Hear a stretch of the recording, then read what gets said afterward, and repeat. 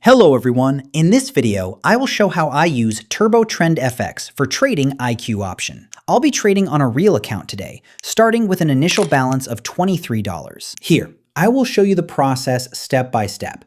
First, I will display the Turbo Trend FX software in my trading window. Now, I'm going to select a market to analyze. After that, I will connect this bot to the IQ option broker. Everything is ready.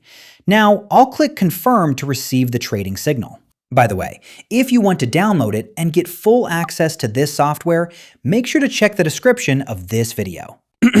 Alright everyone, as you can see, I've just placed a trade based on the technical analysis from Turbo Trend FX. It's important to know that this bot provides real-time trading signals.